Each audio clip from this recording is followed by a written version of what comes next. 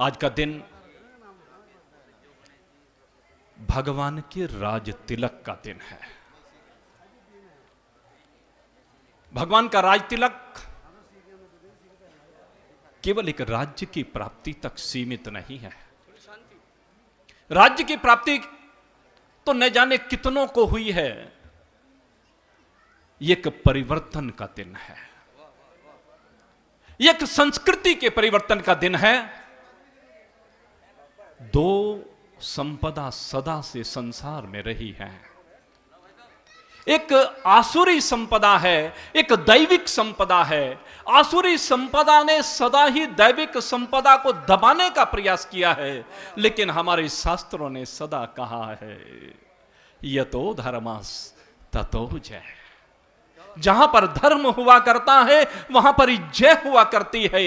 रावण विद्वान था, पंडित था, कोई सामान्य व्यक्तित्व नहीं था, लेकिन अंतर केवल इतना था, उसने आसुरी संपदा को ग्रहण किया और इसी आसुरी संपदा को ग्रहण करने के कारण आज भी हर दशहरे के दिन उसको जलना पड़ता है।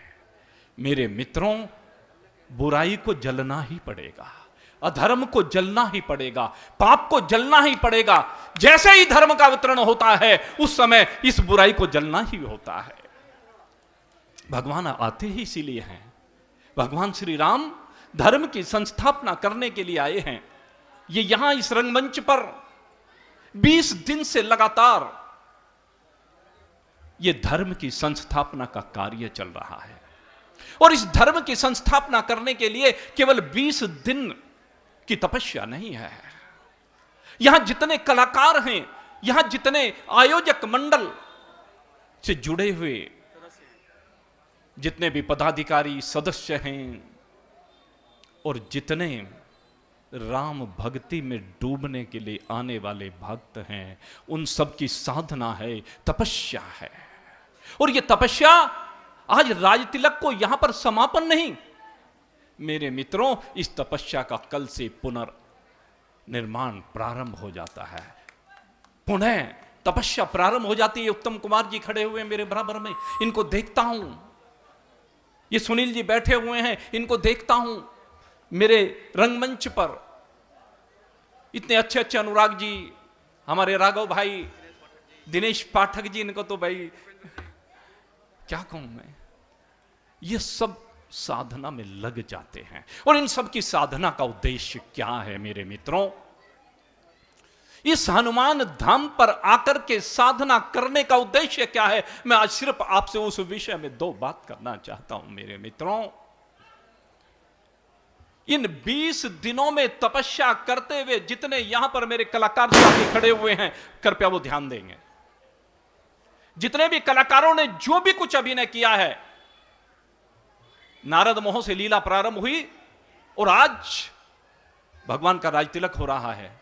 इन 20 दिनों में आपके हृदय में राम के अलावा अगर कुछ रहा हो, दिन में रात में 24 घंटे केवल राम का नाम रहा है, राम के अलावा आपको किसी चीज का चिंतन ही नहीं हुआ है, केवल यह रहा है मन में कि आज की लीला कैसे बढ़िया से बढ़िया की जाए, आज के लीला में जो अभिनय मुझे करना है उस पात्र को मैं कैसे जीवंत करूं, अपने हृदय में आप उन भावों से संयुक्त होकर के रहे हैं। ये 70 साल की अवस्था में मेरे साथी सुनील जी बैठे हुए हैं। 70 साल की अवस्था में इंद्र का पद और उस पद पर बैठ करके उस भूमिका के साथ इन्होंने न्याय किया। ये चिंतन कीजिए, 70 साल की अवस्था में कोई सोच भी सकता है क्या? लेकिन इन्होंने वो अभिनय करके दिखाया। लेकिन मेरे मित्रों, ये अभिनय की बात नहीं है। मैं आज सभी साथियों से कहना चाहता हूं, ये रामलीला अभिनय करने की बात नहीं है। मेरे मित्रों, आपने रामायण सीरियल देखा होगा रामानंद सागर जी का, उसमें राम जी का अभिनय किया अरुण गोविल जी ने। वर्तमान में वो मेरठ से सांसद हैं। लेकिन मैं आपको जो उनके जीवन की एक घटना बताना चाहता हूं, ये राम जी को जीना अगर सीखना है तो अरुण गोविल से सीखना पड़ेगा। अरुण गोविल सिगरेट पिया करते थे। रामानंद सागर जी ने उनको राम का अभिनय करने के लिए कहा। पहले तो विक्रम बेताल सीरियल में आया करते थे और जब वो अभिनय करने के लिए तैयार हो गए, एक दिन अभिनय कर रहे थे, उसके अभिनय करने के बाद जब सब फ्री हो जाते हैं, फिर सिगरेट के सुट्टे लगने प्रारंभ हो गए। अब जब सिगरेट के सुट्टे लगने प्रारंभ हो गए, अचानक से अरुण गोविल के मन में आया, अरे तू राम का अभिनय कर रहा है, तू जहां भी जाएगा राम मान करके तुझे लोग तेरी पूजा करेंगे, सब तेरे अंदर राम को देखेंगे, और राम को सिगरेट के सुट्टे लगाते हुए अगर यदि देखेंगे तो उनकी श्रद्धा कहां जाएगी, वो कैसे तेरा सम्मान करेंगे। और उसी समय संकल्प ले लिया, वहीं पर सिगरेट को तोड़ करके फेंक दिया, और उस दिन के बाद से दुर्गुणों को अपने अंदर आने नहीं दिया। उन्होंने कहा मुझे राम का अभिनय नहीं करना है, जो राम ने किया है वो करके दिखाना है। तो मेरे मित्रों, इस रंगमंच पर जितने भी कलाकार रहे हैं, आज मैं उन सब से एक आह्वान करना चाहता हूं। आज आप राम जी के दरबार में बैठे हैं, और राम जी के दरबार में किस लिए बैठे हैं? भगवान राम का राज तिलक किस लिए हुआ? प्रथम तिलक वशिष्ठ मुनि की ना भी आपने श्रवण किया। गुरु वशिष्ठ ने सबसे पहले तिलक किया है, लेकिन तिलक के साथ एक संदेश वशिष्ठ जी ने दिया है कि हे राम, अब राम राज्य की स्थापना करनी है। और ये राम का राज्य कैसा होगा? दैहिक दैविक भौतिक तापा, राम राज्य काहू नहीं व्यापा। दैहिक दैविक भौतिक तापा, राम राज्य काहू नहीं व्यापा। राम जी के राज्य में किसी को न देह संबंधी दुख हुआ करते थे, न कोई दूसरा प्राणी एक दूसरे प्राणी को दुख दिया करता था, न शरीर संबंधी कष्ट हुआ करते थे, न दैविक आपदाएं हुआ करती थी। और उसके पीछे कारण क्या था?